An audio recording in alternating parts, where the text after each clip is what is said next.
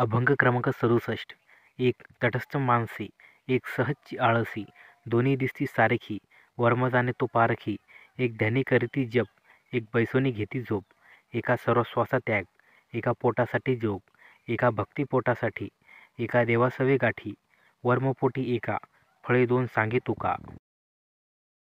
अर्थ: एक व्यक्ती नामस्मरण भक्ती करताना तटस्थ बसली आहे, तर दुसरी व्यक्ती आळसामुळे तटस्थ बसली आहे.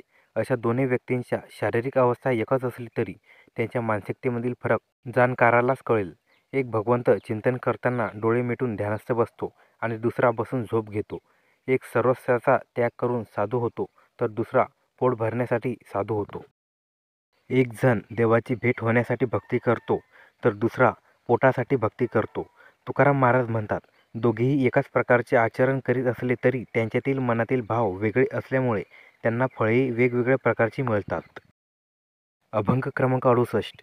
काय कळे बाळा, बाप सदैव दुबळा. आहे नाही हे न कळे, हाती काय कोण्या वेळे. देखिले ते दृष्टी, मागे घालून या मिठी. तुका म्हणे भावे, माझे मत समजावे. अर्थ: लहान मुलाला आपला बाप श्रीमंत आहे की गरीब आहे हे कळत नसते. आपल्यालाही एखादी वस्तू देणे शक्य होईल की नाही हे त्याला समजत नसते. एखादी वस्तू पाहिली की हट्ट करून ती घेणे एवढेच त्याला कळते. तुकाराम महाराज म्हणतात, माझ्या मनातही विठ्ठलाविषयी प्रति असाच भाव आहे, तो त्याने समजून घेऊन मला जाणावे.